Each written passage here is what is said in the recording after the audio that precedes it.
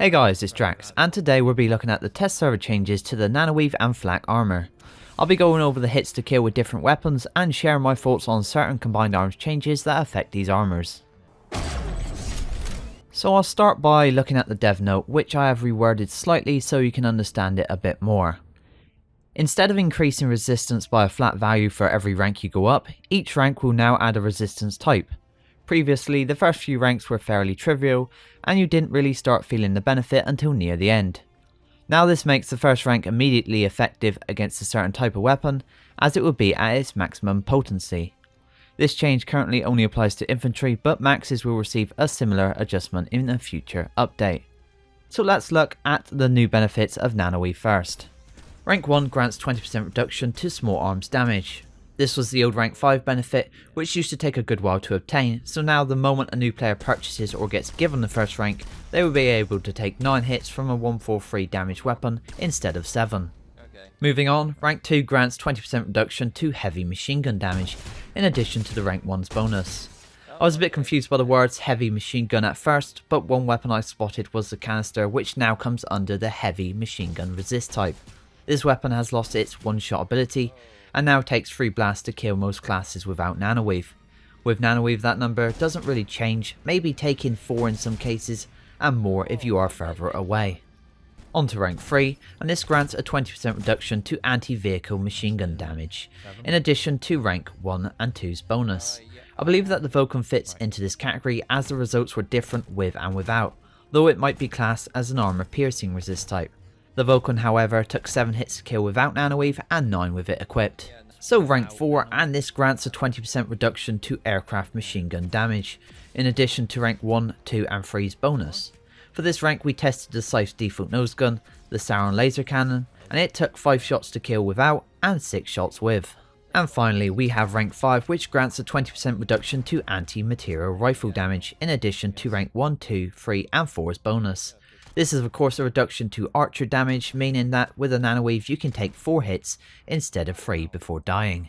So that covers the Nanoweave changes, which I think are fairly well balanced and nothing seems too strong.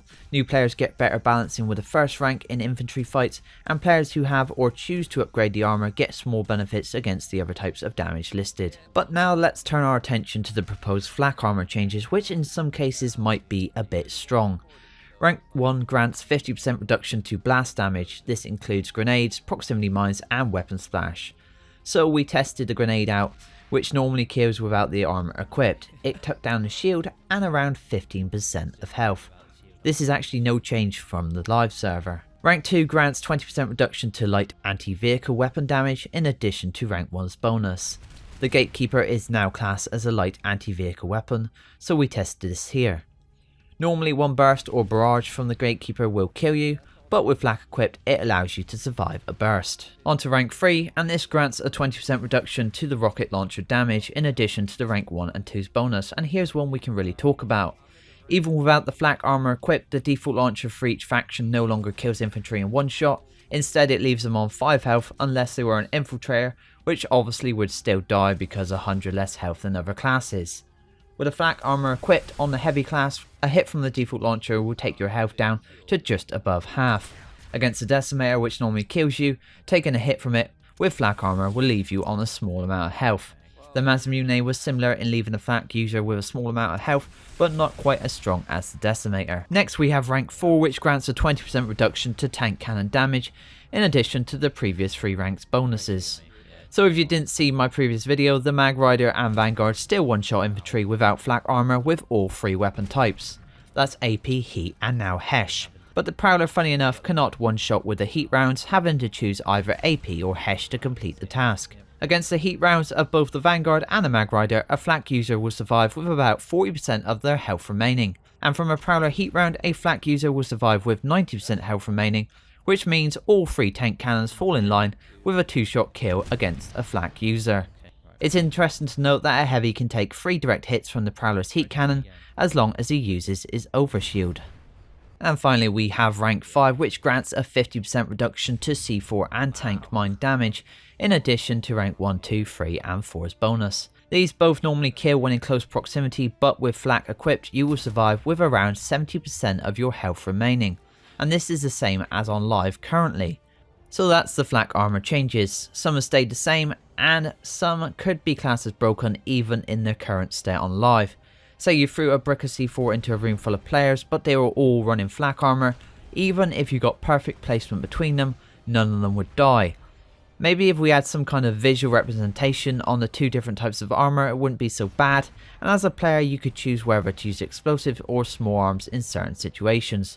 This could be even more important when the max suit get their armor changes.